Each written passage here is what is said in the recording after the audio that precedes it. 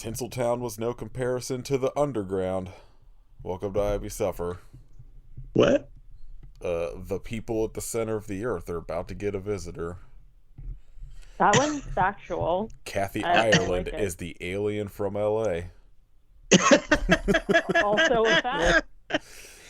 That might be my favorite tagline of anything that we've That done. one's so good. They Every are movie at should be least like, the movie. so and so is the blank from the blank. Like, Brad Pitt is starting a fight club. Brad Pitt is the inglorious bastard. Nathan is the Christmas bitch. Wow. How dare you? Oh wait, it's not Christmas anymore. My bad. It is Christmas, not yet. But when you are hearing this, it is. Christmas is gone. So I'm confused. It's a weird time to be alive right now.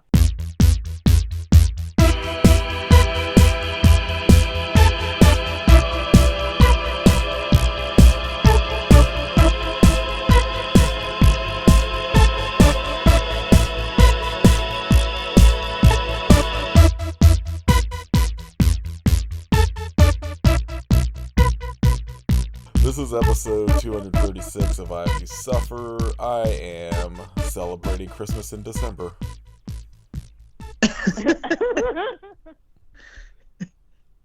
I'm same. I am speaking to you through a microphone. Katie.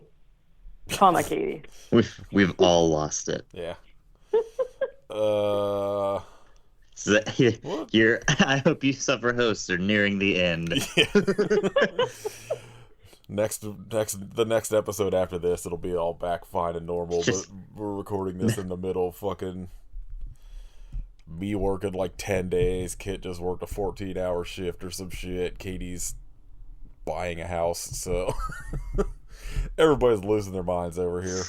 Stress is high. Yeah. Sleep is low. Yeah, I've been having really shitty insomnia the last like 2 weeks, and it's a time. The mix of that and fucking Twitter has just been melting my goddamn brain. You ever Right? you ever have dreams about work? No, I don't sleep. Oh, yeah, I guess that's true. I worked that 18 or 14-hour shift, and it was like 8 p.m. and I thought we had done our last job, and then it's like 3 people reached out for help because they all were going to their last one. It's like, oh god. I had a dream that night that it was like 11 o'clock, and someone's like, hey, we need you to come help Oh my install God. 5 TVs. And I woke up like in a cold sweat. The minute Oh, God. somebody was like, I need you to come to someone else's house at 11 p.m. to install TVs, I'm like, I quit. Absolutely, yeah, absolutely not. I have work dreams for a work that I'm not doing anymore all the time. Oh god. And they are just the absolute worst. Like, I actually last night, so I have sort of been sleeping, but I've been having like stress and or nightmares, literally like multiple ones every single night, where normally a person or a beloved pet are maimed in some way, and it's been absolutely terrible. Jesus. Yeah, but the one that I had last night, actually, I had a nightmare that I worked at GameStop again, and I was like, Oh, when no. does this ever end? I haven't worked at GameStop in like 12 years, and I have nightmares about it still, and I'm like, please, stop. You're working Call of Duty launch night again. Listen, All the oh my God, bros spraying I don't even Monster at wanna each talk other. about that.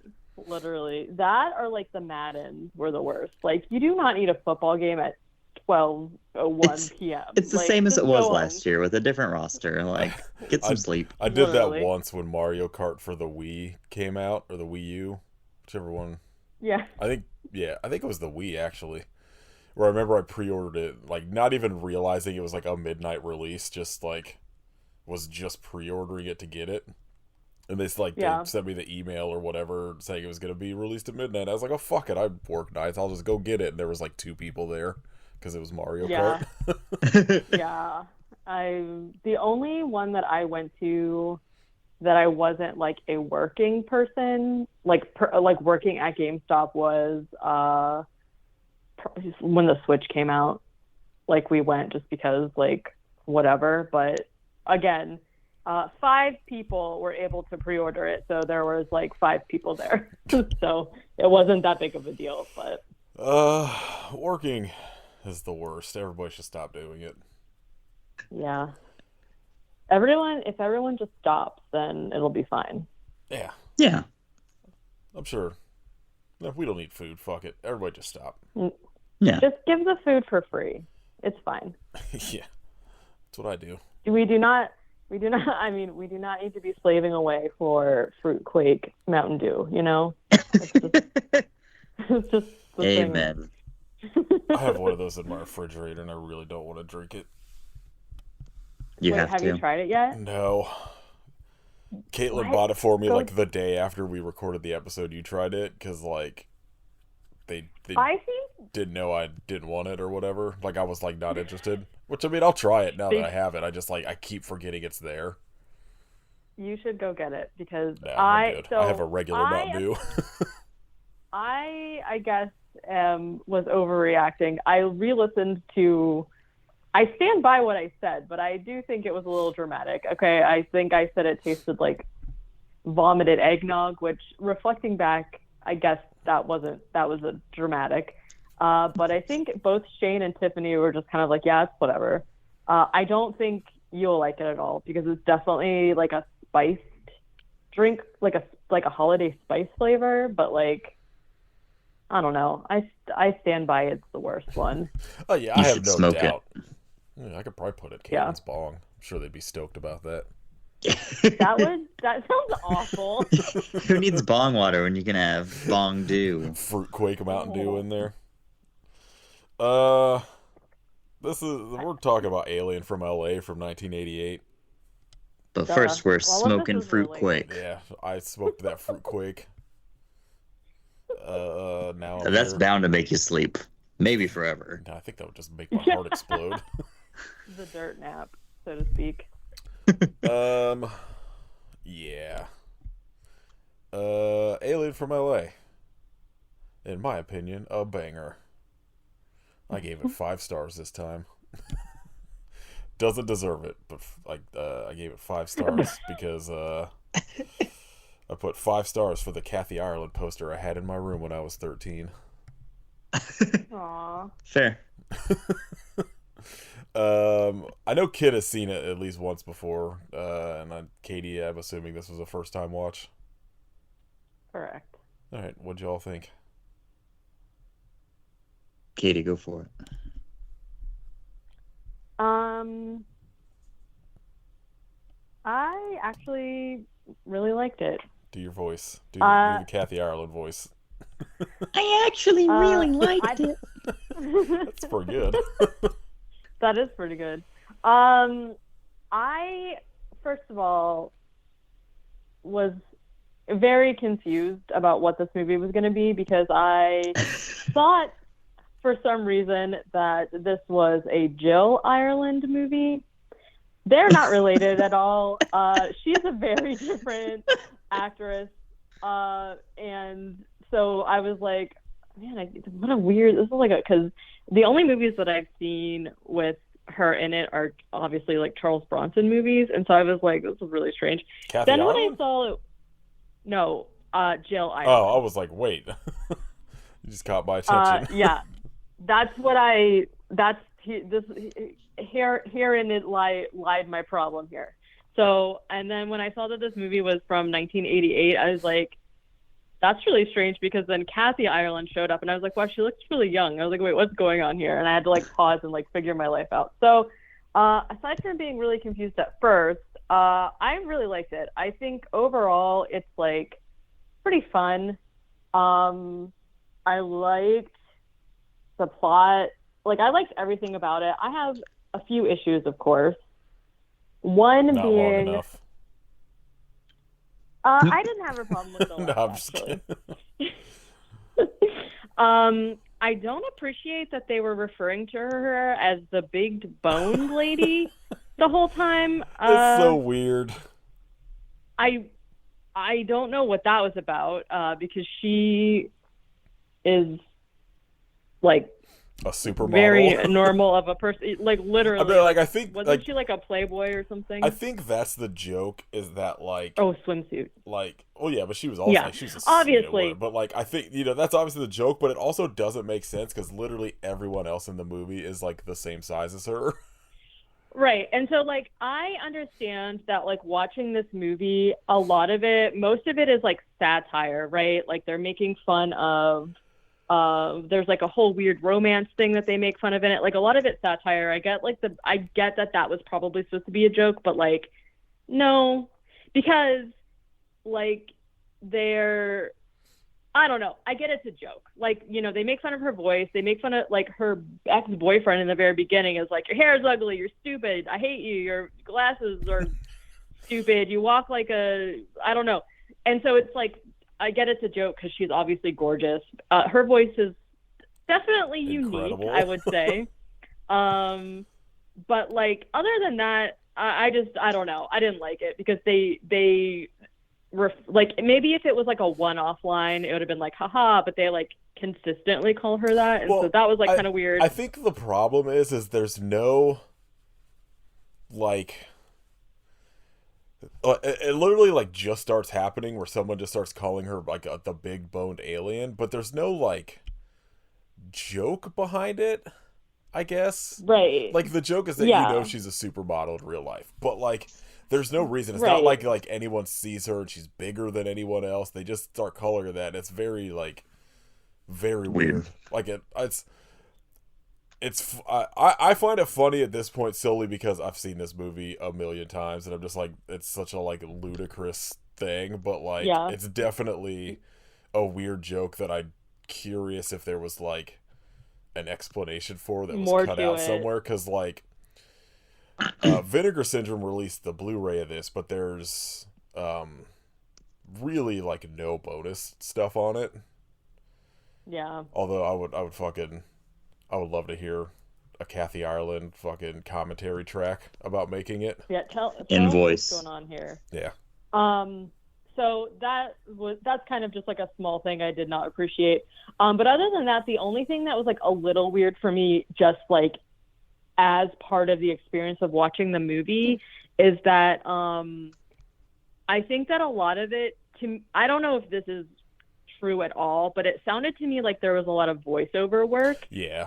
And it was so loud I watched it on YouTube. So I don't know if it's like the movie in general, but it just was so loud that it was like it's jarring almost. It's because the what's on YouTube is a straight rip from like the Vinegar Syndrome Blu-ray, which is why it like actually looks good on there.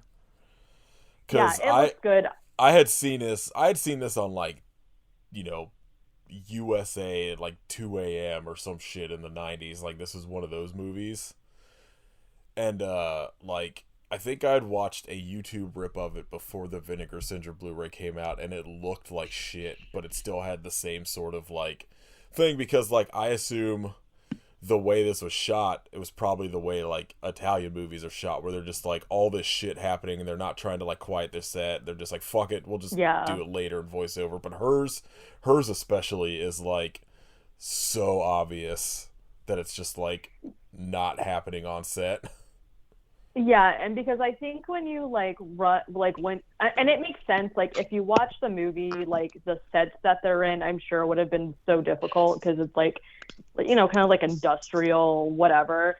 But it stands out a lot more in this, like not only because of the sound of her voice, but it's like very obvious that she's not having a conversation with someone. She's just like reading a script, if that makes sense. So like there were parts that were like kind of like okay, like whatever, but overall I really liked it. I loved like the detail they put into like creating the world. Yeah, the set design is pretty fucking incredible for like canon movies usually have a pretty good one, but it's like it was like pretty impressive. Yeah. I liked the music, of course. It's like funky 80s music. And so yeah, no, overall I liked it. I was trying to get to it because I've never seen it, but there is a sequel that came out the same year. Oh that no. they filmed something like half of a sequel to it and then just turned it into a Journey to the Center of the Earth. But it's literally just called Journey to the Center of the Earth, also directed by Albert Pyun. That just like incorporates footage they shot with like Kathy Ireland and stuff, but like the actual plot of the movie is an English nanny and one of two brothers fall down a Hawaiian cave all the way to Atlantis. So I'm guessing Kathy Ireland's just like living in Atlantis or some shit at that point. But it also like the star of the movie is Emo Phillips. So I'm like, and his name's Nimrod in the movie, so I'm fucking in, and it's on Tubi now. Yeah. I tried to get to it last night, I just didn't have time, but I'm going to watch it. Directed by Albert Pyun and Rusty Lemerand. Amazing. We stand Nimrod. The bit I just saw Kathy Ireland and Emo Phillips in a movie together, I was like, I have to watch this.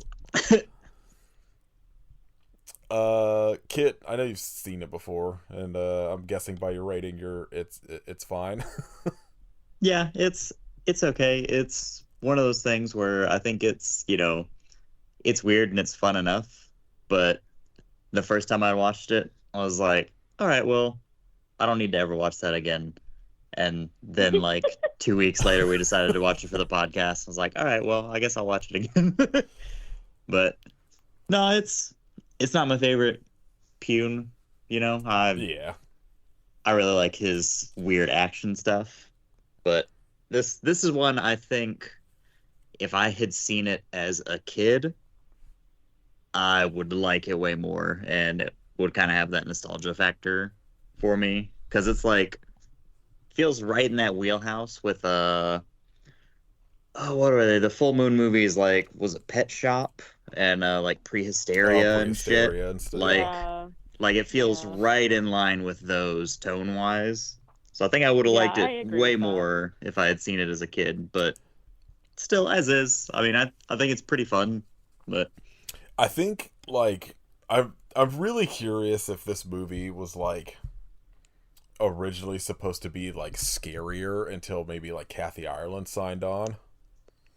Because like it feels like it's a movie that like once you get down into like Atlantis or whatever, it feels like it could very easily just switch into like maybe not like a full-blown horror movie, but like, a little bit more of like an action movie with some more like scary moments or something. But then it's like seems like Kathy Ireland signed up and they try to turn it into like a weird love story with a character that she meets for 12 seconds.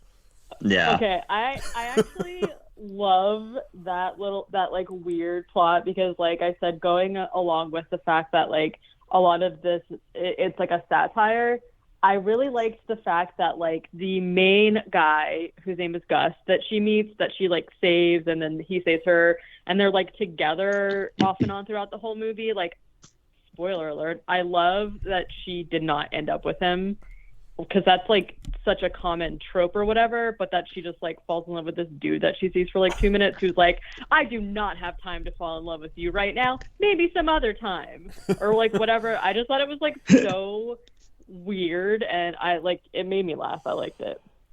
I fucking love all of these like canon movies because they all feel like decisions were just made on the day of what they were going to film, and like a lot of them feel like there was no script and they're just like, well, what should we do today? That'll say like whatever. And she like Kathy Ireland was like, bring in this other guy. He's handsome. He's charming. He's not wearing clothes too big for him. I always think it's interesting in movies where there's either like a futuristic or like this like sort of isn't futuristic, but kind of it is, because like if you I don't know, whatever. I always like to see like what they have them wearing. Like Cyborg, that stuff obviously is like on a different level, but like I liked the outfit choices in this one because it's like still pretty 80s, but like sort of futuristic. So like I thought they did a good job of making the actual alien, like, I mean, she's the alien, right? But like, well, they made it look, they do the thing of like where it's like futuristic but also like old looking as dystopian. well, and like they do Yeah. like a pretty good job of that. I think the reason I liked it maybe is because it kind of reminds me of the Super Mario Bros. Movie. That's what I said like last week or whatever. I was like, it's like Albert Pyun's Super Mario Brothers. Yeah, that makes I don't remember you saying that, but 100% makes total sense to me. All it's missing is Lance Henriksen as King Koopa. As King Mushroom Head. Yeah. Okay. All right, let's get into it. Let me scoot closer to the light because it is darkness has fallen again. What's happening here? All right. So basically, this movie starts with a script that says, "Once upon a time, there was a girl named Wanda," or something like that. And we meet Wanda, who is, as we've said, is Kathy Ireland. She is the main character. And she's sad because her boyfriend broke up with her via answering machine, which is a dick move if you ask me. But her friend is basically just like, hey, just like get over it. He obviously doesn't like you that much. Like, you know, it's fine. And she's like sad, of course. And then she sees the ex-boyfriend. She's on the, you know, they're chilling on the beach or whatever because she's from LA. That's what you do. Her boyfriend shows up to surf. So she runs up to him and he's just like, did you get my message? And she's like, yeah, just tell me what I did. Like, what did I do wrong? And he's just like, well, She's you like, didn't really do literally, anything. tell me my flaws. I will change everything about myself. So first she's like, well, what did I do wrong? And he's just like, no, nothing. You didn't do anything wrong. And she's like, no, really? Like, what did I do wrong? And then he basically just tells her that she's boring because she never wants to do anything. And he's like, you won't go camping. You won't do this. You won't do that. And she's like, but I get car sick. And I'm like, that's valid. Okay. Car sickness is the worst. It's her delivery of like, what was it? I hate flying or whatever. Yeah. I hate flying on planes. See, that's a pretty good. I don't know if I can be doing that. So interject whenever you can. My favorite thing in like a movie like this is like the trope of you have who at the time was probably considered one of the most beautiful people on earth, who just they put literally all they do is they put glasses on her Glasses and a t-shirt. Yeah, like a shirt on No, the beach. not a shirt. And he's like, you're ugly, your hair's gross, you got big dumb glasses, your voice is annoying, you should kill yourself, you got big bones. Like, it's like they just are like, yeah, can't forget that she had her hair like in a ponytail or something. like they might as well like have a just like messy cast like ponytail. Cindy Crawford and been like, look at this dumb ugly bitch. Like at the time. Like it's so crazy. And then literally all they do at the end to be like, she's hot now, she's just in a bikini and not wearing glasses. Yeah. And they like did her hair differently. Yeah, it's her hair was wet. Like sexy. It's the joke should have been that like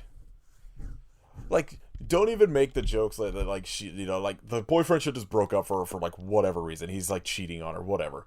But then like she's, you know, considered on Earth to be like beautiful, but then she goes down underground and that's where everyone's just like, oh, look at this ugly bitch. That should have been the joke. And they're all like lizard and mole people. Yeah. Yeah. Well, they were calling each other trolls, but I agree, because then that would have made the big bone thing like actually a joke. I also like that everybody underground except for like this Gus dude is essentially just like a David Lynch goth person. Yeah. Well, yes, I like would stay essentially. down there. And then Gus is just like Australian. He just fell into the earth from Australia. Like, I mean, I very much believe that could happen, so be careful out there, Sally. Okay, so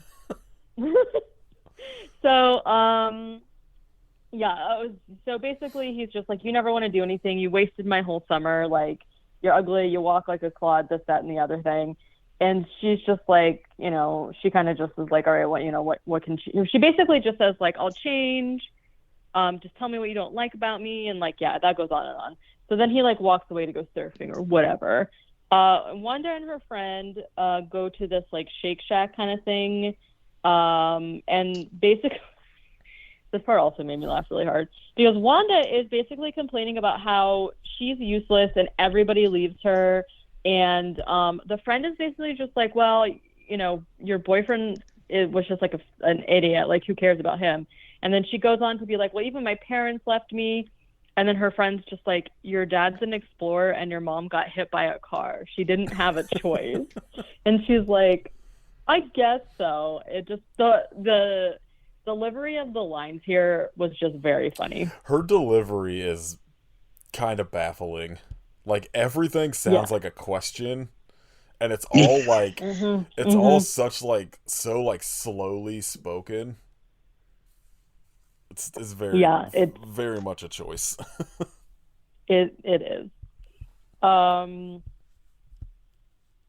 Then Wanda works there, and she asks God to make something happen in her life, to like change it or something. So then we see somebody who is exploring some kind of like ancient tomb type situation, and he finds a secret room that he immediately falls down a hole and screams. And then we get the credits with some cool music over somebody writing a letter and sending it to Wanda. And the person, so we find out that this letter is coming from Africa, and the person delivering the letter pulls up in a truck that says absolutely guaranteed delivery, 1 hour, anywhere in the world. And it's just like, that guy delivered in a van a letter from Africa to California in 1 hour. Yeah. That's pretty good. Yeah, so, you know, mail no service was out good here. in the 80s. Yeah. That's right. Trump ruined it. So Wanda gets the letter, and it's basically explaining, it's from somebody named Patty, I think, basically explaining that her dad has died, and Patty wants Wanda to come to Africa, and she's basically like, well, I always wanted to learn about my dad and everything, so yeah, I'm going to go do it. And then she asks God if maybe killing her dad was a little extreme of a thing to happen to her. Which I would agree. That's why you have to be really specific when you are asking for things. Yeah, it's like when you're talking to a genie in a horror movie or whatever. Exactly. Yeah. The wishes. Yes, Monkey's paw, bro. I saw that episode of The Simpsons. That's right. That's a banger. So she's scared, obviously, but she decides to go. And that's a really long plane ride for your first plane ride ever. Of course, it's like lightning and thundering, and she is holding on for dear life. So she gets to Africa, and she talks to Patty, who is like one of her dad's colleagues, and basically he is saying that all of the colleagues thought that her dad was crazy because he was looking for the center of the earth. And she falls asleep. She basically like sees at his house that there are all these pictures of like her and her mom, and she's like, oh, I'm really surprised to see these here because my dad has been gone for like 10 years and I've never heard from him, so it's like weird that he actually cares about us or is seeming to care about us or whatever. So she falls asleep mid-conversation with Patty, just like sitting up on the couch, and then there's a burst of light that wakes her up, and she starts reading this book that her dad wrote, I guess, maybe, but it's about the Atlanteans. And so basically his theory is that the Atlanteans, like the lost city of Atlantis, is that the lost city of Atlantis was a spaceship of aliens who crashed down to Earth and like fell down to the center of the Earth, and now they are living down there. You know, I mean, it's where I would like to live. Yeah, like as fair as you know, as any other thing I've heard. And so basically he was like trying to get to yes, Heidi Klum warm. Oh, that's what they all should have looked like, to be honest with you. And so he's trying to find the center of the earth because he's trying to find the Atlanteans. So Wanda decides that she's going to go look around in her dad's cave situation, whatever. She goes to check it out. And I love that she like goes down there and she sticks her head in and she goes, "Dad!" Like really quiet, as if he's just gonna be like, "Hello, I'm here." So she's like down there looking around. She sets off some kind of like booby trap type situation. Like essentially she's just like clumsy. She's like literally constantly falling from the sky in this movie. Like at any chance she can get, she's like falling. So she bumps into something and it like creates this whole like effect thing where she basically gets thrown down a like vortex. Oh, I forgot to say that they told her dad fell into a never-ending pit. So, you know, that's the thing that's happening. Yeah, he fell into a bottomless pit. Yeah, bottomless. That's the word. Never-ending. Whatever. So she lands down below, and when she wakes up, she says, I just like can't even do with like the cadence that she uses because it's like very strange. But she says, "I have a feeling I'm not in Kansas anymore." You know, you have to, like the Wizard of Oz. Yeah. So she walks around for a while, and she's like essentially in like a cave system. You know, where there's like stalagmites and stalactites and whatnot happening, and like bursts of flames from the ground, till she starts to hear voices. There are two guys that are trying to rob and or interrogate somebody, and this person ends up being Gus. And so basically they're like holding him up, and Wanda decides she's going to help him, and she throws rocks at the dudes, and it basically like takes their attention off him long enough that he can like knock them out. And then Gus is, I'm assuming, going to kill him, but Wanda says that it's not nice to hurt them anymore. So he should just be a nice guy and they should leave. So they're gonna. There's also like a sleeping guy that he calls a troll mule, and we don't learn anything else about that. But it is what it is. So they start talking, and she asks where they are, and he says, you know, we're in Atlantis, of course, in the wastelands of Atlantis, and it looks like he's like looting this like campsite situation, and she ends up convincing him to take her to the city of Atlantis, and then a baffling thing happens where there's like a car thing, and she tries to climb on, but she just tips the entire thing over. Well, she's a clumsy idiot, so I know, but an entire Kathy car? Ireland, ugly, clumsy idiot of the 80s. Literally. Her glasses are all fucked up. She also smashes her glasses, but then she doesn't really seem to have trouble seeing after that, so I don't really know what that's about. She basically was fashion. My glasses. And then they drive away. How are you supposed to know she's hot if she doesn't break her glasses? I don't know. I guess maybe I wasn't expecting it so early. Then basically she's just like telling him her life story, and he's like, "Oh yeah, a surface world. Okay, crazy," and like doesn't believe anything that she's saying, of course. Then their little car thing breaks down and they have to walk. And this is when we see the city of Atlantis. Him muttering the entire time with like as they like they're driving and the things like breaks down or whatever is very funny because it's so loud in the mix because of the voiceover or like the ADR.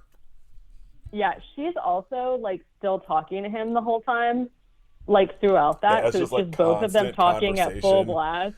Yeah, and like neither of them actually like talking to each other. He's just muttering about his car, and she's just, I don't know, talking about her dad or some shit. Yeah. Okay. And so basically, he's telling her that he's going to be rich. He needs to find a claim office so he can make a claim, and like I assume that there's like some sort of situation where he's found some kind of resource in the ground. I don't think he ever actually says what it is, but like it's gold or it's something. Yeah, he says he discovered like an ore vein or some shit. Something, right? So he needs to go claim that it's his, and then he'll be rich. And so basically, he's like, come on, get out of the way, you fucking idiot, or whatever. And she's just like mesmerized by the city. And this is where I wrote this kind of looks like Super Mario World, where it's like futuristic but dystopian, and there's just like metal like walkways and just like tons of people everywhere. And then there's like people basically like passing her on the street, like kind of looking at her weird because she's wearing her like 80s Surface World clothes or whatever. And then there's a paperboy that's like, extra, alien captured. And he's like talking about how there's been an alien captured, He was more of a paper adult, but I like to imagine it was a little paper boy. Paper adult. Yeah. Not to be confused with an adult made out of paper. No, of course not. No. That's the movie I want to see. All right, let's make it happen. And then Wanda is like kind of talking to Gus about how she's sad that he lives underground and has never seen the sky and doesn't know what outer space is. And then, so then Gus goes to his ex. Well, you don't know who she is at first, but basically they like go and he's like talking to this girl named Ruiz, I think is how they said it.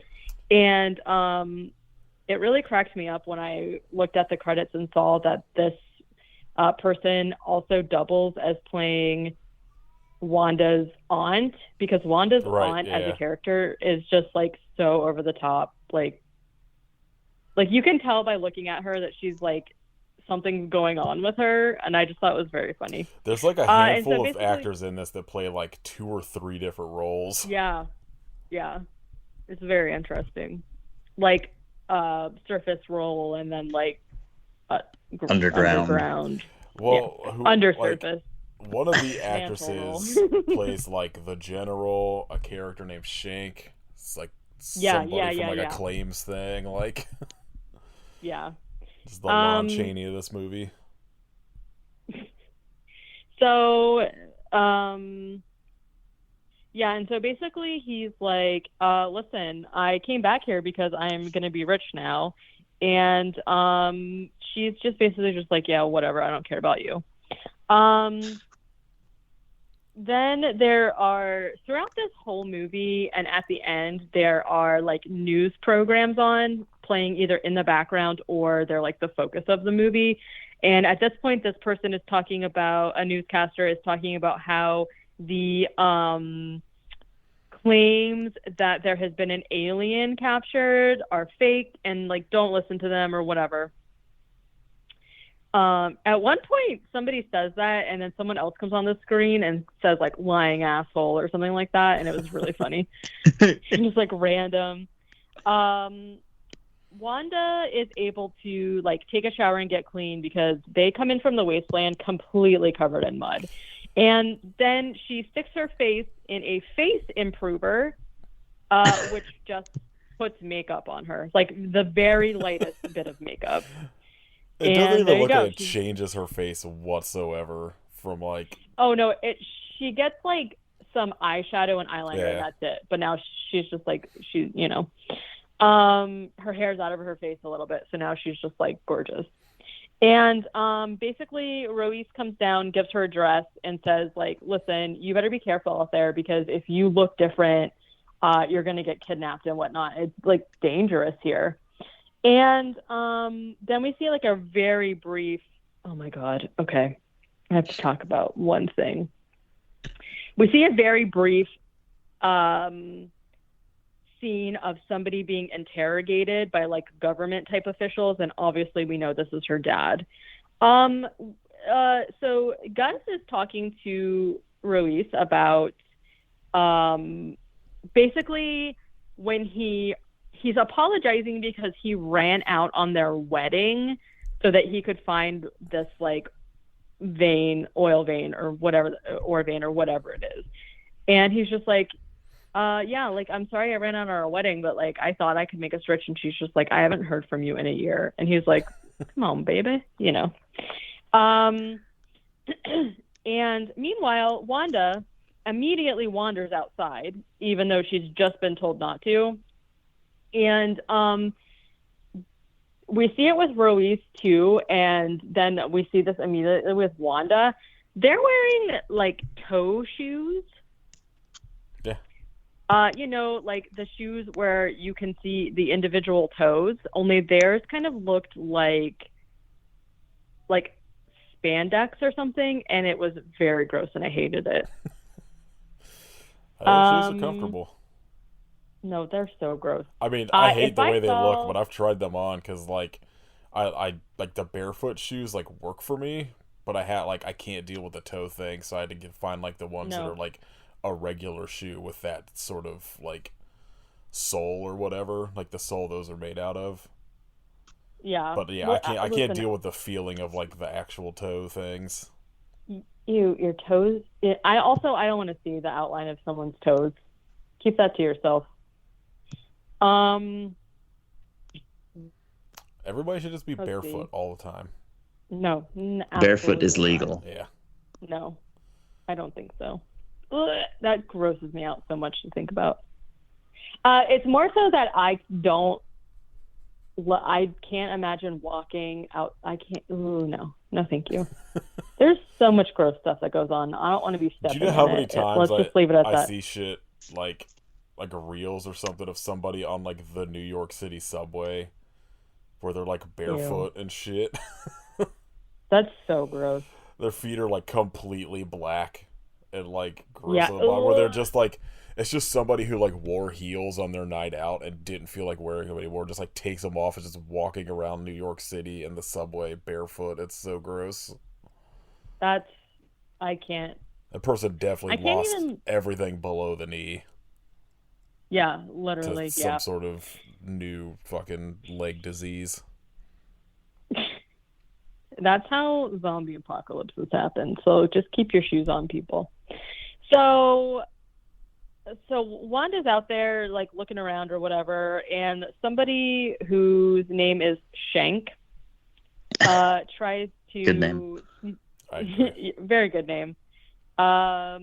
She looks like just your typical kind of old crone, where she's got like crazy black hair, and like they've put makeup on her to a way where like I don't know why they put black makeup in her nostrils to like make her nostrils look big, but like gross.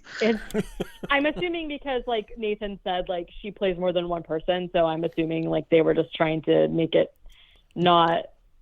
But then Wanda mentions something about her wearing a lot of makeup, so I feel like she's just I don't know. Anyway, she's walking her nose around on the New York subway.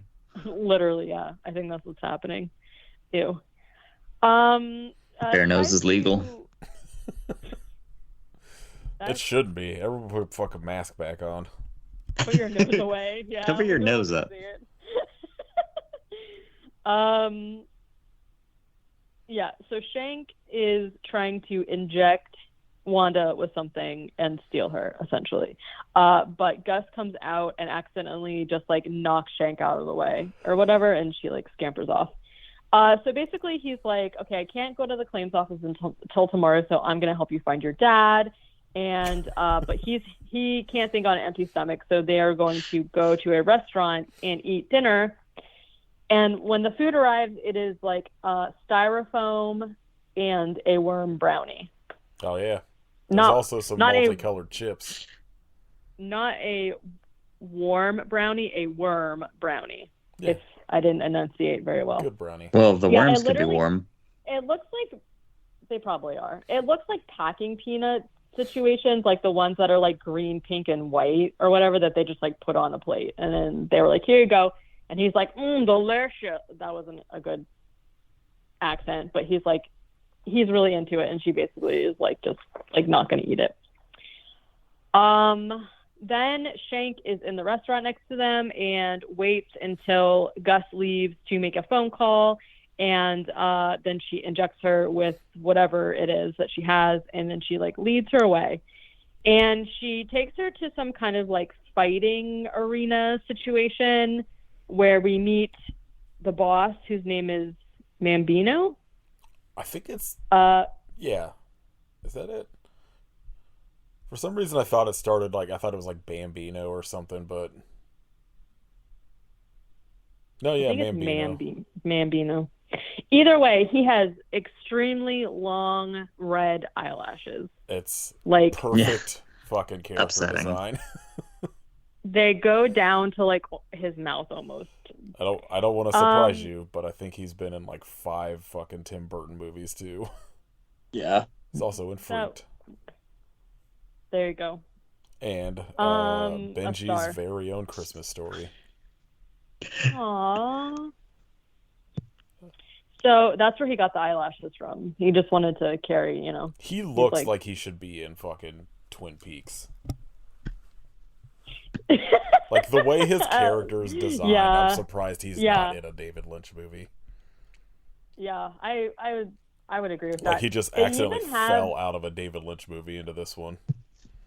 Yeah, they even have this like weird lipstick they have drawn on him that's like kind of like he looks like a supervillain for sure. His henchmen and like him and whatnot reminded me of like Two-Face in like the live action Batman kind of like situation. Yeah, I can see that. Anyways, yeah, she brings him to Mambino, and basically she says that Wanda is walking around claiming to be an alien, and he doesn't really believe her, but he says that he'll keep her because he wants her bones. And this is where they start calling her big boned. And so at first I was like confused because I thought maybe this was like an alien thing going on, and I didn't really know. But then they just keep using it as a descriptor for her, so that's where I was like, I could do without that. But so Shank, meanwhile, she's sold Wanda to Mambino, and then she immediately also sells the information of where Wanda is to the government or something. It's like their form of government. And Mambino also calls the government to try and sell her. So it's not great all around. The government's coming one way or the other, you know? Gus is looking for her, and this is where Gus says, "Hey, have you seen a girl with big bones?" And I was like, what is happening here? But we're over it now. Okay. So he ends up like wandering around. He ends up finding her, and she wakes up, regains consciousness or whatever. And then like Mambino's thugs fight him. And Wanda ends up knocking Mambino out. She like clubs him in the head. Maybe he's dead. I don't know. I don't think we see him again. I feel like the fucking sergeant or whatever that's like looking for comes across him, but I can't remember. Maybe we do keep seeing his like goons the rest of the time, so probably. But so she knocks him out, and then they're able to run. They start arguing about like finding her dad and whatever, because he's like, that's too dangerous here. Like, I need to just like get you home. And she's like, no, I'm here to find my dad, and I'm not going to leave without him or whatever.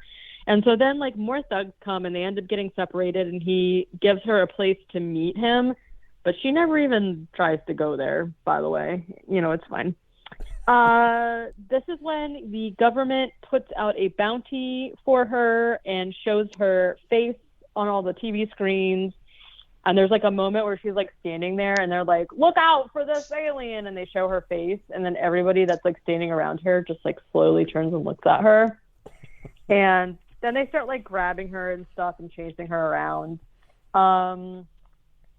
Meanwhile, Gus has gone to find a professor, and the professor in Atlantis is like literally the opposite of like her dad, where he believes in surface people, and everyone thinks he's crazy because he believes in surface people. Which the dynamic of them two when they get together, I thought was very fun. So this is where Wanda like wanders into a shop where she buys new clothes. And when she leaves, how did she buy? I don't understand how she bought clothes. Like with what underworld money? I have no idea. Maybe she just put it on her Atlantis tab. I also thought it was like really funny because the shop clerk said something like, "Oh, this wrap is made from like the finest Lumerian cloth or something," which like the Lumerians are like also another race of people said to live underground, but they're supposed to live in like Mount Shasta and stuff like that. So I just thought like it was a funny joke. I don't know though. So, but she buys new clothes, and so she can like, you know, fit in a little bit better. And then one of Mambino's henchmen shows up and grabs her. She screams so loud that he like has to let her go so he can cover his ears and she can run away. Which I didn't really like to hear it, to be honest with you, because I had earphones in, so it was very loud. Anyway, she runs away, but then he like catches up to her and is like, I'm ready now. And this is where we meet a man named Charmin. Like the toilet paper. Not Charmin, it's Charmin. I know. So, he ends up saving her, and this is like what we were talking about earlier, where there's just like this weird scene where he's just like, oh, maybe some other time, some other place. I just can't get like wrapped up in you right now. I got things to do. I gotta go I gotta go get some money. See you later, kid. Like a fast talking, like smooth, whatever. She's like immediately acting in love with him too. And can you blame basically her? She's like covered in he's dirt. Charmin. His name's Charmin. I know. He's got like a trench coat on. I mean, what do you want? He basically he's like, I gotta go. You're making me late. And she's just like, no, please, I need help. And she like tells him the whole story or whatever. That one was really good. And basically he's like, I don't know. He's giving her some solid dick because he's like, I don't know. It seems like you've been going through a lot to find your dad, and your dad doesn't really seem to care about you that much. And she's just like, well, I'm here now, so I'm going to find him or whatever. And so they have like this little thing where they like bond or whatever. And then another guy shows up to fight, and basically they're like fighting this guy together. The guy's about to like choke them out or whatever. And then Charmin. Now I keep wanting to say Charmin. Yeah, just say Charmin. Charmin Ultra Soft throws the guy over a railing, and basically he's like, you know, go, like, I'll hold him off. You need to go find your dad. And he's just like, oh man, it could have worked another time, another place. And then they like have a romantic kiss, and she runs away. And this all happens within like 5 minutes, which is why I found it extremely funny, because they play this like really over the top, like romantic music. And it's just like typical romance action movie type of situation or whatever. And so she leaves. Meanwhile, Shanks is just Johnny on the spot. She knows, she's just already like, oh, there she is again. And then a bunch of soldiers come and take Wanda. While she's being arrested, they basically drive by Gus, who is like there with the professor or whatever, and she's just like, hi. And Gus is like, what the fuck? So he's gonna follow, right? So meanwhile, there are two main. There's like I guess what is like the main council of their government. So there's like General Rykov, and then I don't know what the other guy's name is. And then they're talking to who I assume is like the president. And he's like this guy who is like sitting in a chair that is constantly rotating, but he's like still holding the conversations with them, which I thought was pretty funny because it was ridiculous. And basically the two, General Rykov and the other guy, are arguing because General Rykov is like, these aliens are here because they're coming down from the surface to enslave us and we can't trust them. And I was like, that is a fair assumption. I probably would assume that too. But the other guy is just like, no, like they came here by accident. He's like behind the scenes formed a bond with Wanda's dad. And he's like, no, we just have to trust them. Like they're here on accident. Nothing's going to happen. Like, don't worry about it. We should just let them go. He promised not to tell anybody about us, which I would not believe him for a minute, but here we are. So then everything comes down to Wanda. So they bring Wanda in to talk to like the president guy or whatever. Again, he's just like spinning around on a chair talking to her, and it's like, it's funny. And so basically this is when the other general guy goes to her dad and is basically just like, hey, Wanda's here. She's like here to get you or whatever. And they're deciding whether to let you guys go or whether to kill you. So meanwhile, of course, Gus is sneaking in to the government building or whatever. And so Wanda's like standing there being like, I don't know, I should never have come here. I just want to go home. You know, she's like crying and she's like, I just wanted to see my dad, and like, wow, this has been terrible type situation. And then they bring her dad in and they're finally reunited. And like the minute they're reunited, Gus runs in and is like, they do some really weird camera angles at this point. There's like one that the camera looks like it's like attached to his forehead. And he's like, whoa! And he's like throwing people. And it was like very strange because it's the only time they do that. And it would just caught me off guard. So, yeah, so he like snatches her. And this is when, you know, like everyone decides that they were lying this entire time and they're actually, you know, like terrible or whatever. So they're trying to escape and like the government people are coming after them now. And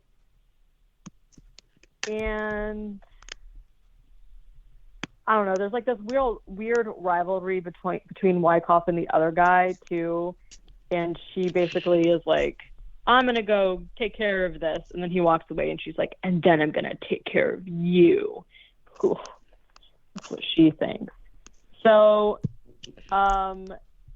Gus takes Wanda and her dad like out to meet the professor, and they escape on their little car thing. And this is when the dad and the professor argue about like archaeology, about like where the center of the earth is and whatnot. And they've somehow traveled all the way back to the like vortex portal thing where they originally fell down into Atlantis. And the underworld Atlantis professor has created a machine that will like rocket launcher you up to the surface, but the government didn't like it, so they shut it down. And then this is when like the professor and the dad have like a heart-to-heart about following your dreams and not quitting just because people tell you that you shouldn't be doing what you're doing or whatever, you know, it is, you know. And this is when Gus gets like the motivation that he's going to go back to his girlfriend and he's going to take her back and he's going to like live a good life or whatever. And then Wanda and Gus hug because they're just BFFs now. And then Rykov shows up and is basically just like, no, I won't allow this. But then the other general guy shows up and knocks her out and is basically just like, go, go, go. And they're like, well, what about you? And he's like, it's fine. I'll deal with it. And that's how I live my life every day. Yeah. Causing problems, well, God, I'll deal with it. I'll deal with it later. So the dad and Wanda get into the machine and everyone has a cheerful goodbye, and then it launches them up into infinity. I like the reveal that it just crashed through their house somehow. Like it was perfectly placed that it just crashes into the floorboards of their house. So I think that like in the beginning, when she goes and, you know, when she gets to Africa and she goes to the house, she's like going down into the basement and that's where she finds the hole. So like it does make sense, but it's like, I don't think super It just logically from the idea that like I don't know, like where like it's just I don't know, it's very strange to think about the idea that like they all like somehow this rocket ship was placed right under his house the entire time. Yeah, like he has been looking for the center of the earth his whole life, but somehow his house is literally right on top of it. Like, wasn't looking very hard for 10 years. No. They just dug straight down into the ground. It's always the last place you look, isn't it? So there we go. Just makes sense. Wanda, okay, so they rocket launch her up. Then Wanda wakes up and she sees her aunt who is there. And she said, I had a really weird dream. I had a dream that I like went down into the earth and Dad was there and he blah, blah, blah, you know, whatever. And then the dad's like, you know, whatever he says. And she's like, oh, Dad. And then they hug. And then this is when it pans over to reveal that, yeah, like the machine they were in is literally just like stuck up in their floorboards and the house is like fucked up. Then we're back at the beach and we see Wanda's ex-boyfriend with his new girlfriend. And he runs up to Wanda's friend and is just like, oh, man, is it true what they said about Wanda? Did she really go to Africa? And her friend's just like, yeah, see for yourself. And it like, oh, ask her yourself or whatever. And it pans over to Wanda, who is like all hot now, which, as we said, it's literally just she is wearing like a bikini, no glasses, and they've like combed her hair back. Like, that's the difference here. Yeah, it makes a difference, apparently. He was like, what happened? And she's like, she grew up. And then so he goes over to her and it's like, oh man, Wanda, wow, oh my gosh, like, oh, let me take you out tonight and you can tell me all about Africa. And she's just kind of like, whatever, and it just like walking away from him. And then she walks away from him and she's just like walking away on the street or whatever. And then a motorcyclist pulls up and is like, hey, he said something like, I'm new here. I'm from a different time. I'm from a different place. And he like takes his sunglasses off and it's like Charmin. And then she goes, crazy. And then it still frames on her smiling. It's so good. And then it says, and she lived happily ever after. And then through the credits, we just see the broadcast about how different shots of the guy being like, oh, the reports about the aliens being captured are totally false. It didn't happen. And the government doesn't think it's a good idea to acknowledge it happened. So it's not good for us. Keep moving forward. But if you did see an alien, you should tell the government that you saw. It's just like, it's funny. It just like keeps going on or whatever. And that's it. What a good movie. I mean, it's not good, but it rules. Pretty funny, I thought. It also, like, obviously not the same kind of movie, but it gave me like Tammy and the T-Rex kind of vibes too. So if you like that kind of like, could see that.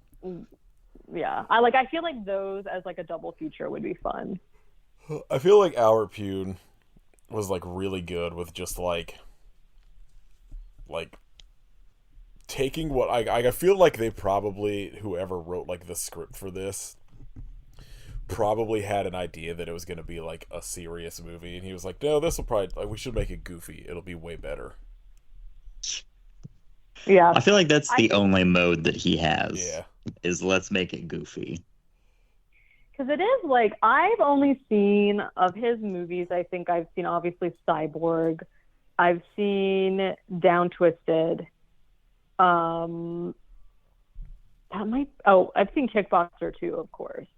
That might be it, really. And I feel like all of those movies, even though they are, well, specifically I'm thinking about Kickboxer 2 and Cyborg, they're goofy, but they're not necessarily... They're not like comedy goofy. They're just like over the top. But their main characters, I feel like, are a lot more serious, like, because Cyborg is just like Jean-Claude Van Damme walking around like being Getting himself, crucified. sort of. Yeah, but he's like acting like himself. He's like kind of stoic. And then you just have like Kathy Ireland in this one, where she's just like not a serious like person as a character or whatever. But I do think it is a lot funnier because I feel like there's a lot of jokes implanted in this movie that are like really easy to miss, like the 1 hour delivery anywhere in the world van thing. Rois being also her like extremely southern, crazy looking aunt, like just like stuff like that I think makes it like just adds to it and like made it funny, because I feel like if this was like actually serious, like I don't know if I would have enjoyed it as much. You gotta watch Brain Smasher: A Love Story, starring Andrew Dice Clay, Terry I Hatcher. I just It's looked so at that good. because I was like, is that Terry Hatcher? That's hilarious. He plays a bouncer, and she is the sister of somebody who is kidnapped by like a martial arts cult. Great. Like it's trying to Hell like get her. yes. It's so good. I love a martial arts cult. Who doesn't? That's when Albert Pyun's like really in his element, is when there were martial arts cults. Yeah, for sure. That's what the world's missing now. We'd be in a lot better place. Martial arts Yeah. cults.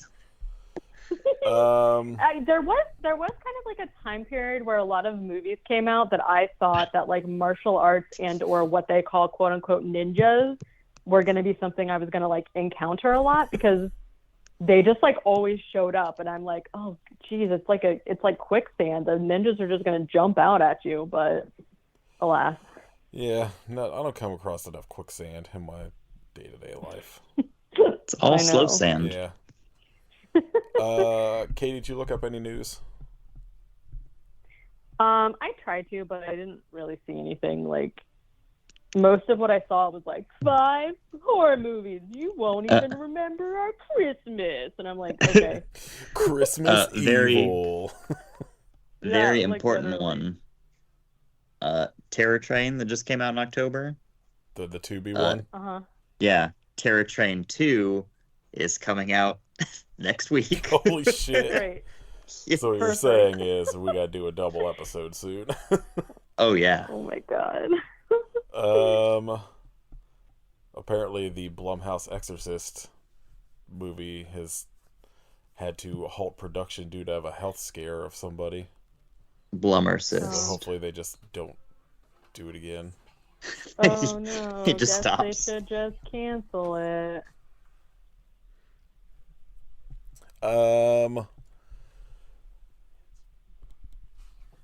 I'm just gonna assume that there's no good news until the end of the year. I say apparently there's Probably another probably not till New Year. Night of the Living Dead Gonna be sequel slow. coming. Jesus Christ, why? I don't know.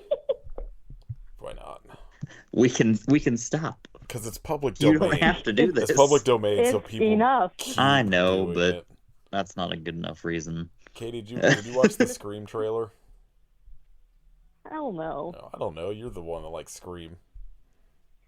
I hate to bring myself back to this. I was excited for the newer one just because, like, I love that they were bringing back like David Arquette and stuff like that, and I was like interested in seeing where the story was going. But I didn't really care for what they did with the story, and I care even less that there is Ghostface on a metro or something for some Yeah, they're in reason. New And I'm York like, City now. why? I'm not interested in that at all. I hesitate to say that I won't watch it because I feel like at some point I probably will hate watch it. Yeah, like whatever comes to but, like free. Yeah, I'm not going to be following it at all, and at this point, Did I will just say good day to you, Scream franchise. Did either of you read that article I texted about how John Carpenter almost returned to do another Halloween in space? No. No.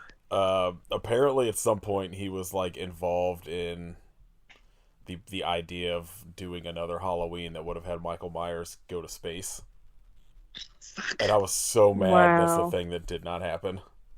I want that. We could have had I need we that. could have had at least 3 good Halloween movies at that point. Instead of And also potential for crossover Michael Myers versus Jason in space. And Leprechaun shows up, like Yeah. it'd be the greatest That's- movie What that ever happened. That's like literally What a all we've melee. been asking for. Yeah. It would have been so awesome if John Carpenter was like, "Yeah, I'll make that movie," and it was literally like 5 minutes where it's just he gets launched into space, but no spacesuit, and just suffocates and dies. All right, what everybody watch this week? Kit, what'd you watch? What did I... Oops, calm down. He's just like standing here staring at me. It's like, please feed me. He eats in half an hour. Chill.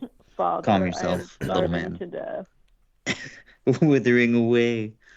Let's see. So I watched Freeway. Fucking so good. I was like apparently the only person that had never heard of that movie when Vinegar Syndrome announced it. I had no idea what it was. Like, I had never heard of it. I watched the trailer on the website and was like, that looks sick as hell. I'll go ahead and order that. And I'm glad I did, because it was sick as hell. Yeah, everything I've seen about it Is that sounds the good. Kiefer Sutherland movie? Yeah. Yep. Like, Oh, white trash, Reese Witherspoon. yes. I actually have seen that. I didn't realize that there's a sequel also. That's called, like, Freeway 2 Confessions of a Trick Baby. Holy shit. Yes. Yeah, definitely. On I did not Tubi, know about that one. Of course. Why wouldn't it be? Then I watched Don't Open Till Christmas. That's a banger. Another absolutely mind-blowing banger. There's a kill like every 6 minutes. So good. And every single one made me fucking cackle. What is like- that on? So they had it. I assume it's probably just streaming on Shudder by itself now, but it was part of Joe Bob's Christmas stream. Oh man, the stabbing, it does like a lot of first person point of view stabs, but it's like Wow. one single strong stab and that just kills a person, and for some reason it was so funny to me. It's not like violent, just like They also do this thing where like the killer is just wearing just one of those like plastic like opaque masks that have like Yeah. the makeup or whatever printed on it, and it's somehow scarier than like every It's- other mask in like every movie. It's very upsetting. Yeah, I think that this one has like been on my list for a while, and it says that maybe it's on Tubi, so I'm gonna try and watch it. I saw it was like on both of your like lists or whatever, and I was like, where the fuck is it? Yeah, so I'm gonna watch Yeah, it. Vinegar Syndrome had just put it out. That's how I watched it, and it was Gotcha. one that like I really wanted to pick like prior to watching it, and then I was just Yeah. like, it's too good, and it's also I didn't want to pick, like I said the previous episodes, like a general like here's somebody dressed as Santa or somebody killing Santas or something like that. Yeah. I wanted one of us to pick a Christmas in July movie. I'm glad I could come through. Anything else, Kit? Then I went and saw Avatar. Boo. Yeah, I know. I haven't seen any of them. I can't remark. I'm just not interested. The No, first me one I feel very ambivalent about. Like, it's whatever, but some of the action sequences are really cool. The new one I thought fucking rocked. I am very surprised that I came away thinking it ruled. It's like so it's insanely long. It's over 3 hours, which Oh no. No. watching it doesn't feel like it's 3 hours long. So like the first hour is a little rough but pretty good, and then the second hour it's like a lot of really stunning stuff happening, but it's like, where the fuck is this going? And then the last hour it all congeals, and it's just like the most insane nonstop action I've seen in a big budget movie in forever. And I was just like sitting there muttering like, fuck yeah, to myself the whole time. I can't believe I was fucking stoked about the Blue Cat People movie, but Well, Well, you got like I six mean, more coming. it gets you Yeah, sometimes. after the first one, like I really did not give a shit if there was going to be a second one. But after watching this one, it's like, fuck yeah, give me 3, give me 4, give me 5. I want to see what Jim's got. Where are we going?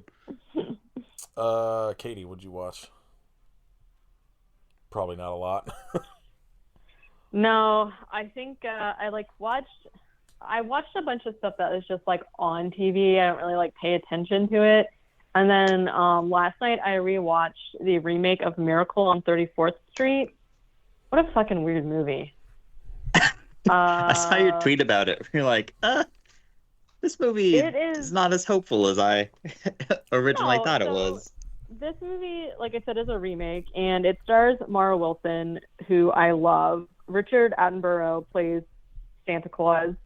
And Dylan McDermott is in it, and Elizabeth Perkins, who I don't know if people even still know who she is. But anyways, basically, like, it's a Christmas movie, right? And it's, like, about how, I don't know. It's about a lot of things. There's a lot of things going on in the movie that's, like, fine. But the ending is, like, super fucked up. Because, like, if somehow you haven't seen this movie, it's, like, really old. And the remake is from 1994. But basically, it's like Mara Wilson's mom is like the lead somebody of this department store called Kohl's, and she hires like a Santa Claus, right? And so there's also this guy that like lives in her apartment building, also who like takes care of Mara Wilson or whatever. And she's like, all I want is a brother and a dad and a dog. And Mara Wilson's mom is just like an independent lady, like does like, she's like, you know, she's like a boss bitch. She's just like doing whatever she wants. And like, there's like almost no contact between her and Dylan McDermott's character until he's like, hey, why don't you come out with me and we'll like go out on the town. And she's like, okay, I could use a break or whatever. And then they kiss one time and then he proposes to her and she's like, no, like, sorry. If you thought this was something more than it was, like, I'm not like into that or whatever.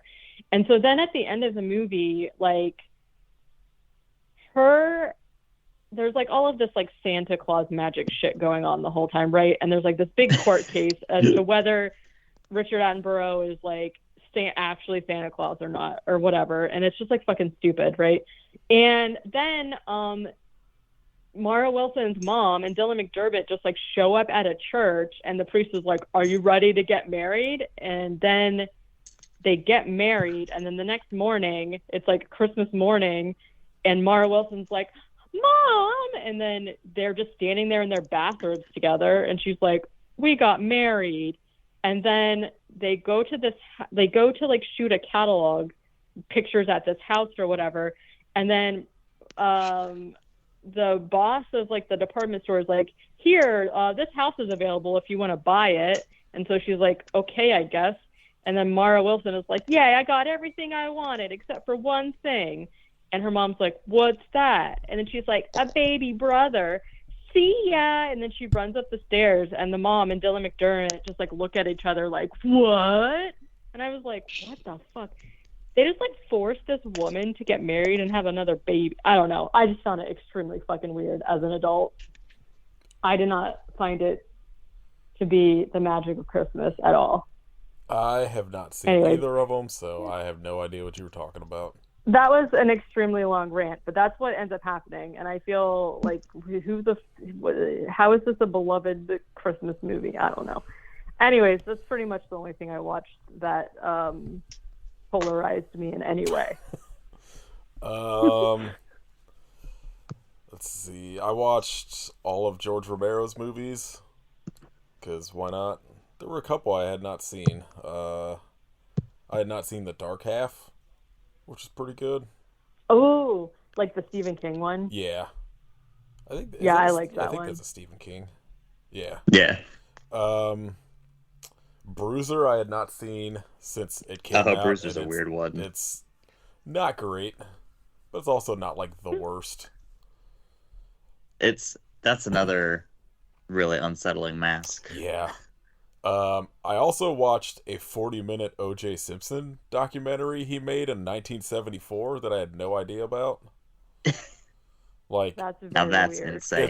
it's baffling. I don't know how he ended up doing that, but I mean, like, it's what it is. I don't care about football or anything like that, so it was like whatever. It was just like this weird oddity I did not know existed, so I had to watch it. Just like a regular Yeah, documentary. it's just like a about him as documentary about person. like O.J. Simpson, like being a football player.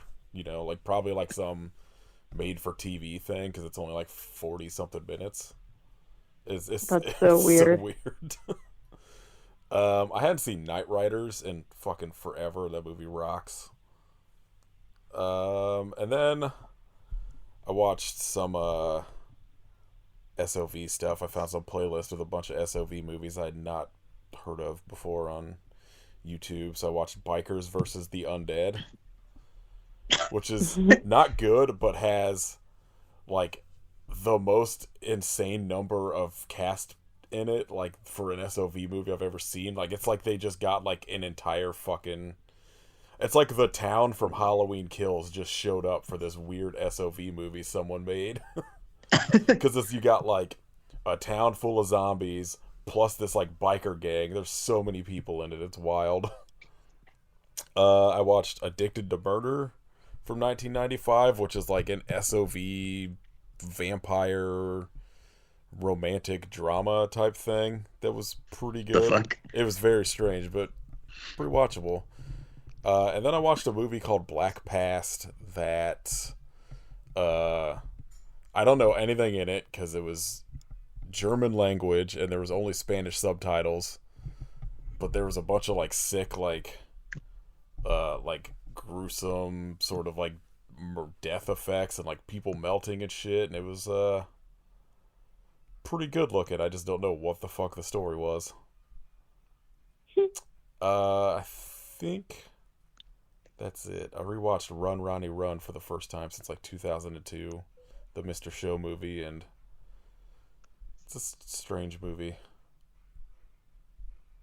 It sort of holds up and sort of doesn't, as most comedies do after like 20 years. Yeah. All right, shout outs. Kit, what do you want to shout out? I feel like I had something earlier and I totally forgot. So I'm just going to say Eddie Guerrero versus Rey Mysterio in a custody of Dominic Mysterio match at SummerSlam 2005. Good year. Are you what side do you fall on the Dominic being Eddie's son or not? It's got to be Eddie's son. I constantly Actually, like all I see anymore anytime like whatever WWE show is airing is people like tweeting about him being Eddie's son. I don't think he's either of their son because he's a terrible wrestler. I've not seen anything other than sort of like clips of him doing like promos and shit. I don't know if I've seen him do like the frog splash. That's it. That's like the only wrestling move I've seen him do. He's not very good. I would say that's probably true about a lot of wrestlers that get very popular. Fair. What about you, Katie? Live action movie, TV show, tie-in novels. All right. Somehow very specific and very vague at the same time. If you listened to our episode we did on the Sam Raimi Spider-Man trilogy, I was talking about how I was like so obsessed with Spider-Man 2 when it came out that I bought like the novelization of the movie, and then I was like talking about how I was trying to find it again, but it's like $40 on eBay or whatever.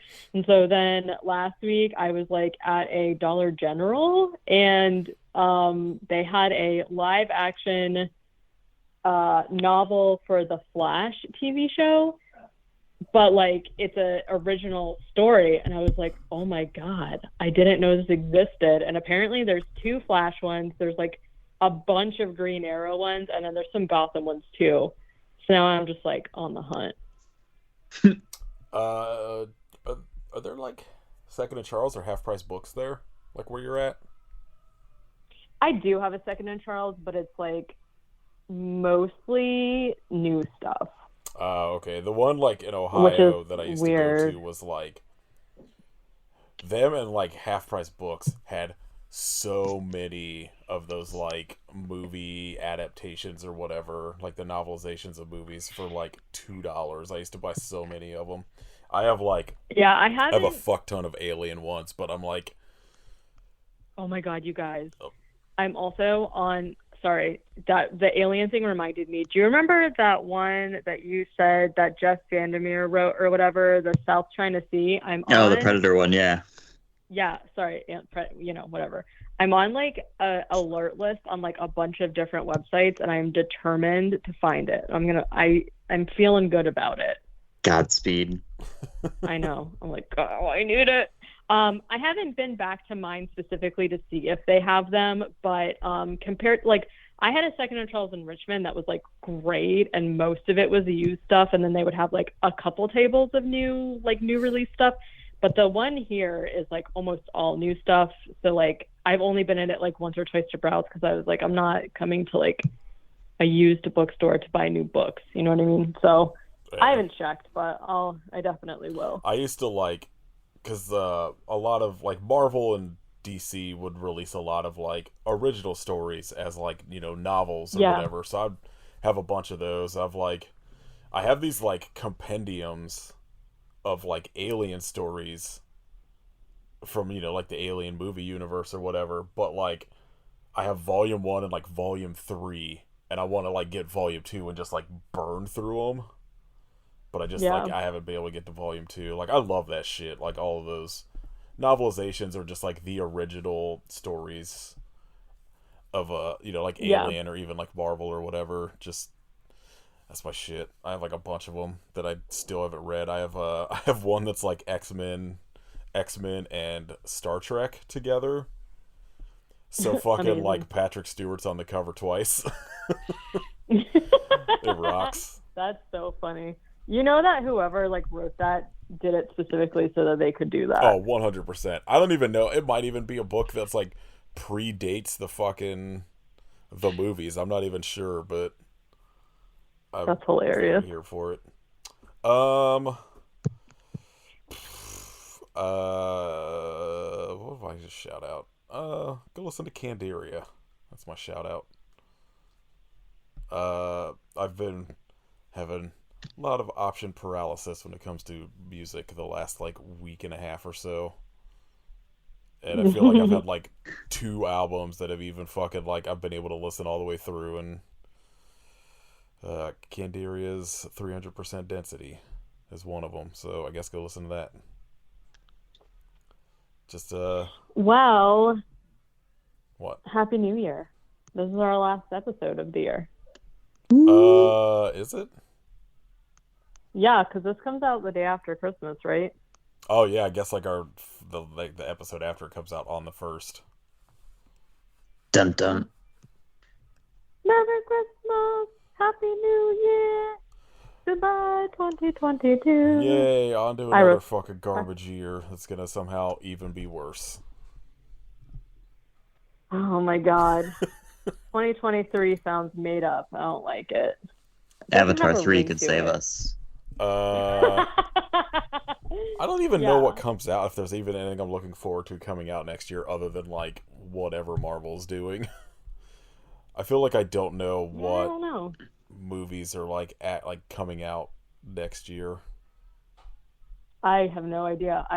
I'm prepared to be surprised by everything because I am making a really conscious effort to like not be on social media as much, and I haven't really been, so I don't know what is going on with anyone's lives, but I hope that you're all fine. You know what's gonna be a banger?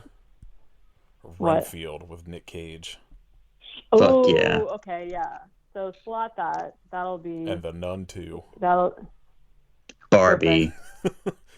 Oh, Barbie. That's Barbie. right. I will absolutely watch the day it comes to streaming. Wow. I'll see Infinity Pool, even though I haven't watched the trailer yet.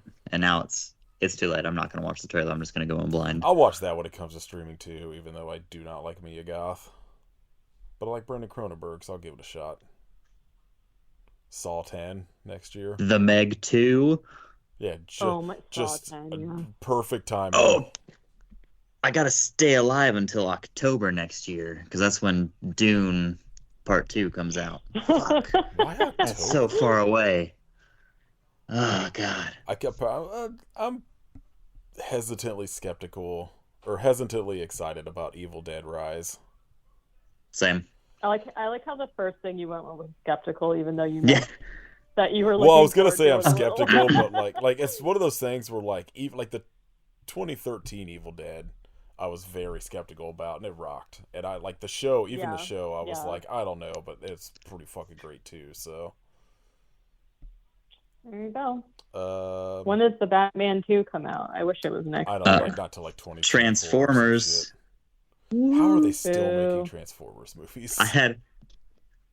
So while I was in the theater for Avatar, a trailer started and it was just like, space shots of Earth, and it had some text crawl or whatever, then another shot of Earth, and then it goes, Earth has been transformed, and I started cackling because I realized it was another Transformers movie. I was the only one in the theater laughing. All right, let's see what Rotten Tomatoes most anticipated. Oh. So Magic Mike's Last Dance. Man, no.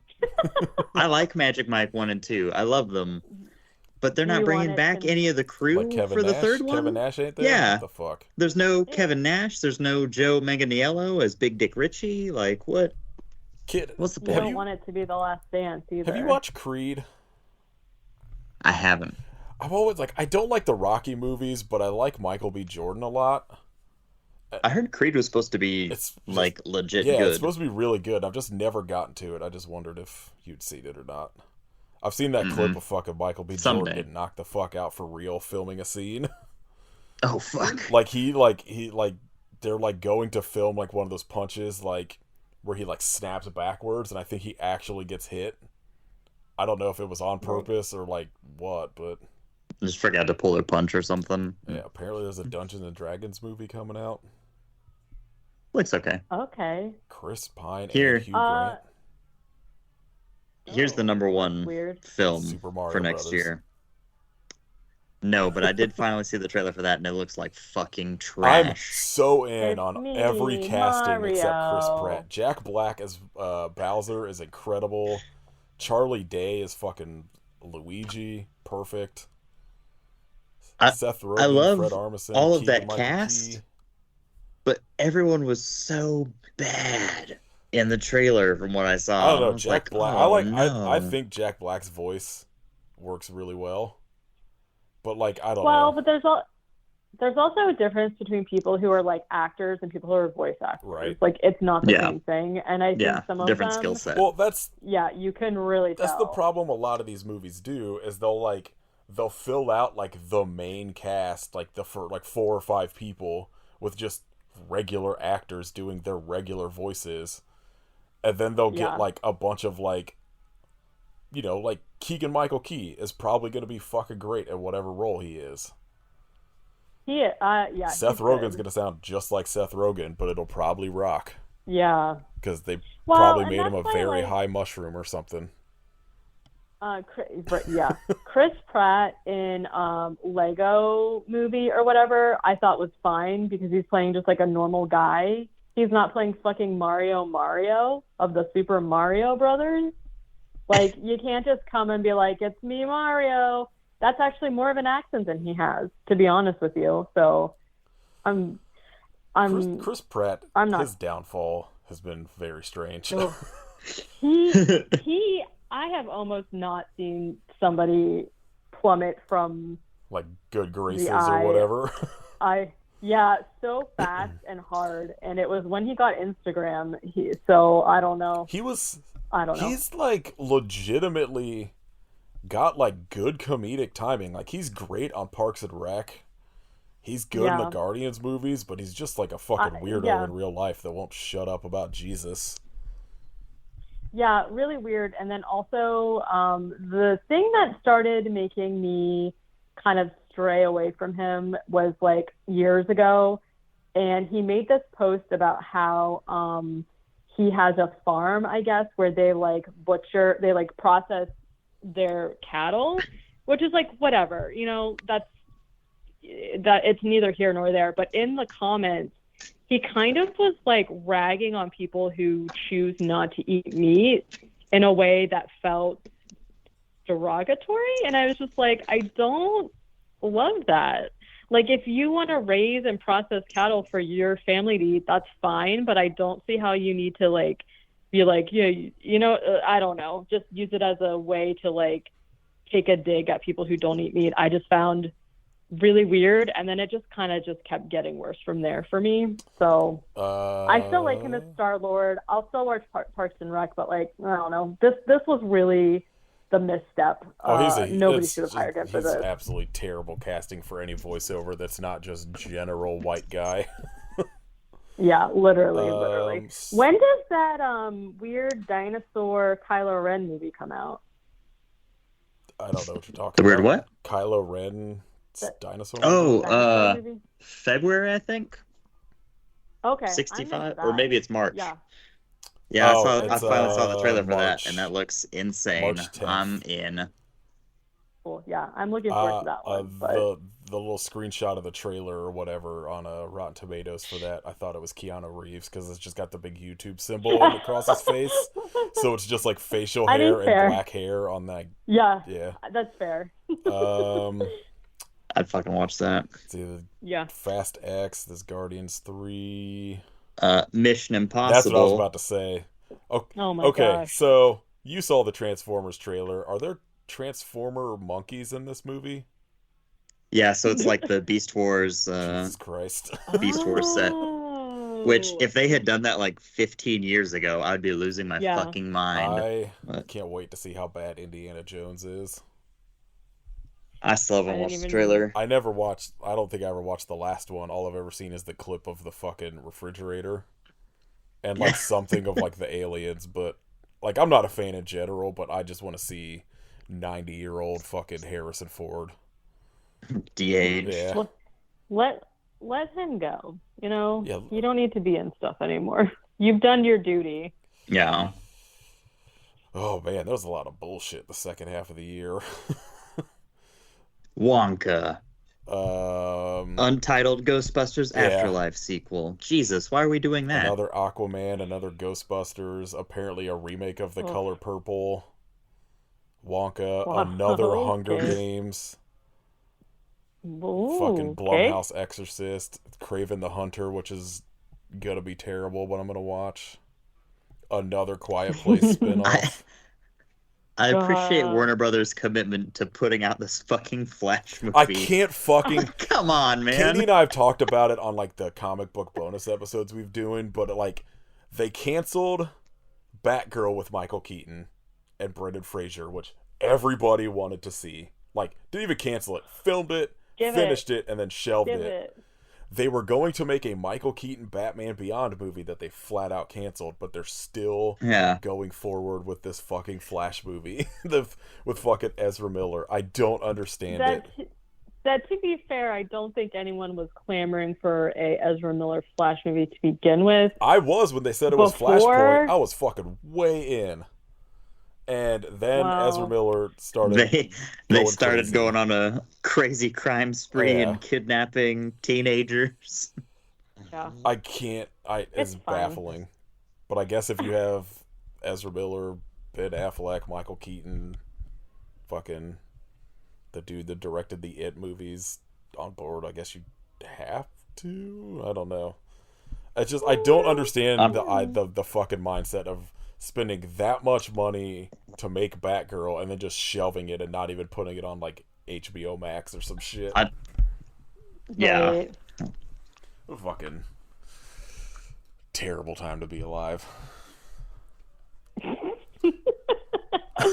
Yeah, it's okay. We'll get Mission Impossible. I gotta watch the rest of them still because I've only seen one and fucking Fallout. Is that what we did on the podcast? Yeah. At some point, I'm just gonna like binge through all of them. Maybe like right before this one comes out. I'll send y'all the video. Tom Cruise tweeted a I saw it making today. of thing today. Oh my god. It's Where he's like the motorcycle off of a cliff into a like skydive. Oh yeah, Oh my I god. saw fucking nuts. I saw like someone I'm guessing on set's like cell phone footage of them like shooting that like sometime earlier this year, and I was like, fucking what the hell? Just like, I mean, obviously first you have to try and get the stunt right, and you have to train Tom Cruise how to ride a dirt bike, how to jump it, and then how to skydive. And then you've got to try and fucking film the thing? It's crazy. I like that Tom Cruise just has a death wish that he just wants to die filming a movie. I love his commitment to being the most insane dude. Give it like 10 years and he's going to be like, I've lived long enough. Let's film my actual death as the death of like what it was, something Hunt, right? Mission Impossible. Ethan Hunt. I kept wanting to say Michael, and I was like, that's just Mike Hunt. That's just the fucking terrible joke. He's the only thing else coming to mind. No. He's supposed to be going to space for a movie, right? Probably. Legitimately. I'm surprised he hasn't teamed up with Elon Musk to be like, let's make the first movie on Mars. Listen, if the whole I had a period where I absolutely loved him. He was like one of my favorite actors. And then, the Scientology thing happened, which I can't really get on board with. But what an insane I don't know. Wow. Like, he's had quite the trajectory from like being a legitimately good actor to losing his mind to now just trying to kill himself on camera. I mean, you know what? He has live your best life. He has the like big divorced energy that I wish Elon Musk had instead. Where like he got divorced and just went fucking crazy, but just started doing like sort of cool shit in movies. Instead of being like sat on your couch like tweeting, "Will anyone love me again?" He just like, fuck this, I'm gonna go buy a bunch of fast cars and drive them at a wall and see what happens. Have you seen like people that have like messaged Grimes to just been like, please fucking do something, and they just respond with like question marks and shit? Oh god, what fucking Twitter's been insane the last like week. I got an email today that was like from Linktree, and it was like, you can still use Linktree on Twitter, and I was like, wow, have we come to that? Oh yeah, yesterday. I need to remind you. He banned for like 2 hours, said that you would no longer be able to post links or promote your Instagram or Facebook or anything, or Mastodon, like named all these accounts and said that like if you had a Linktree in your profile, you were going to get suspended, and then quietly oh my god, all of that got deleted from Twitter's homepage and the tweets about it, because a bunch of people and other like lawyers in America and somebody who was like in control of like digital law in like France, I think, tweeted, oh, so you're saying Twitter's now an editorial board instead of a site for post, which means anything posted on Twitter you're held accountable for like legally. And then immediately that shit all got dropped because he keeps making decisions not thinking that any of like Twitter, he just thinks Twitter's like America, and he keeps making these broad decisions that then like laws in other countries, like when he fired everybody and like in Europe there's laws that like you have to have at least like a 6 weeks notice or some shit and all this stuff, and now he's got to pay a bunch of fucking money for that. Real good at business, that guy. The idea that like anybody could think that he's actually smart just like really gets me, because of like this whole like era of him like being on Twitter, owning Twitter or whatever, has just been the most chaotic. Like 2005 emo away message bullshit. Like, you can't just be like it's a business. It's like a company, It's not. I don't know. It's just like fucking the best wild part to me. is that he's currently flopping his other fucking businesses because he's just posting too hard. So, incredible. Yeah. Like he's literally about to lose Tesla because he won't stop fucking tweeting. Good. Say more. Yeah. Say more, bro. Let's keep I going. just like I love it so much. I just get so fucking tired of working at work that I'll just fall down the rabbit hole at Twitter, and I was like, between like all of his shit and then like the James Gunn DC stuff, especially in the middle of the night, has just been like just the fucking worst, and I'll just fall down that rabbit hole every night and just get myself mad. Every day I get home at 8 p.m. and I just get on Twitter and I gotta try and figure out what the fuck has happened for the day. Well, what Elon did today has ruined some section of it. I woke up today and I just like, all I saw was sort of vague tweets about, I'm guessing, I think I discovered what it was like right before we recorded, that like apparently Trump is being recommended for criminal charges from like the January 6th committee. I just kept seeing like vague shit about it, and I was like, I don't know what's going on, but I'm sure nothing's gonna come of that. Yeah. Well, finally he'll be held accountable, and no, he won't. No, definitely not. Yeah, I just say like I do miss seeing like specific people's like posts and whatever, but overall, it's been very refreshing to like not know what's going on Twitter. So, I don't know. You're not getting the brain rot I am. No, definitely not. I don't know how we got there for shout-outs, but... Here we are, 20 minutes later. It's a detour. Oh, because I said this is our last episode of the year, and then it just kept going from we there. started looking at movies. Yeah, we are going to do like... end of year thing, but not till next month. Yeah, well, it'll be in like February or whatever, like it was last year. Yeah. So you can hear all of our favorite stuff 2 months after everybody else's. Yeah. It's because we're smart and we have to take the time to let it settle. I have to take the time That's to right. make a Figure list out. 10 minutes before we record. Yeah, I have exactly. to try and scrape together 5 bands that I listened to this year. Okay. Katie's gonna do 5. Kit and I'll be like, here's 5 plus 12 other ones that Katie will be like, did anything come out this year? Census fail, maybe? I don't know, actually. We'll see. You did recommend them last year because of that live album. That one specific song that I hope everyone went and listen to. Oh no, I put it in the episodes. At least anybody that listened to the Patreon episode heard it. Okay, I almost want to laugh so hard that I cry every time I think about it. So. All right. If you want to support us, you could join our Patreon at patreon.com/IPSufferPodcast. This month we had an episode on Gremlins, and like Katie and I just put out an episode talking about like 5 Christmas themed cartoon episodes of like Batman and Spider-Man stuff. You can buy merch at our storefront tier, leave us a rating on Spotify, rating and review on iTunes. Tell us if what year you think Tom Cruise is going to kill himself on set. I'm going to guess 2025. I honestly could wake up any day and not be surprised. I think whatever, like part 2 of Mission Impossible, whatever the next one's coming out, is going to be him like, I think I could jump into this live volcano and live. Let's film it, see what happens. Right?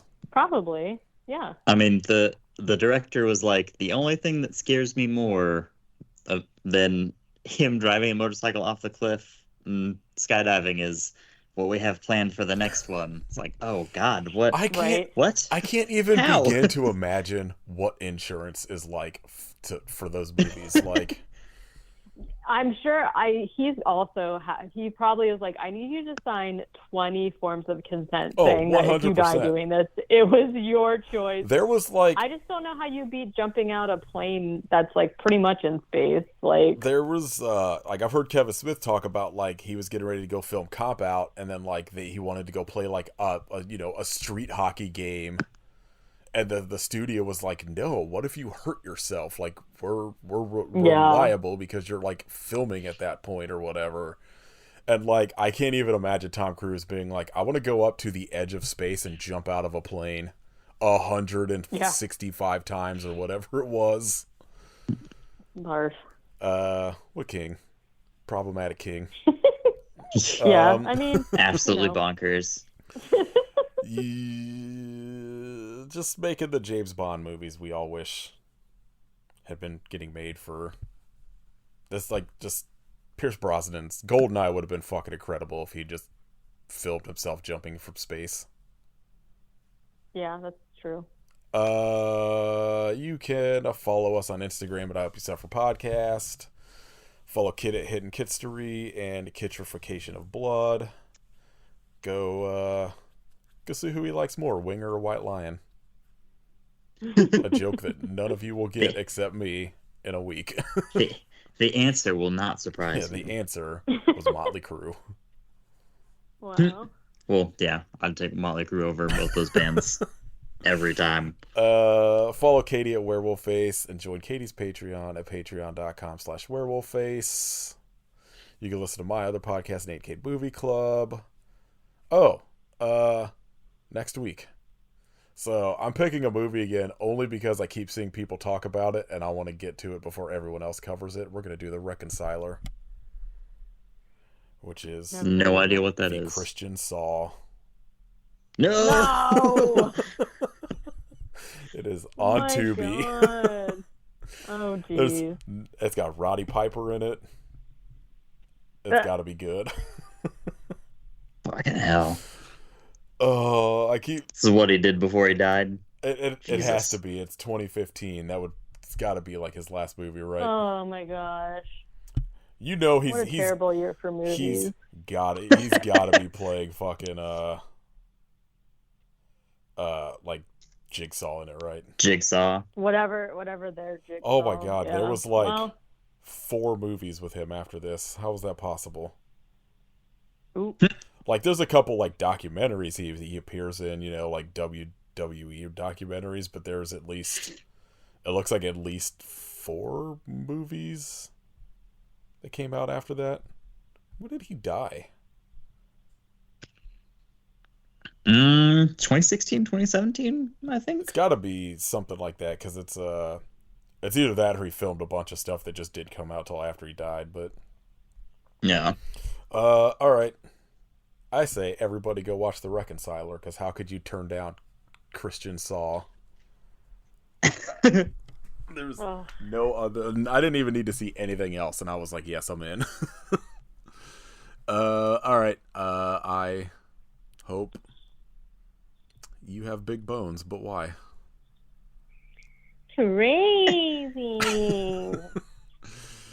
A fucking great movie. You know I get car sick. I'm scared of flying. You know I'm scared of flying. Everything's so like sad and question and a question. Yes. Yes. What don't you like about me? I'll change my whole fucking personality. What a fucking great movie.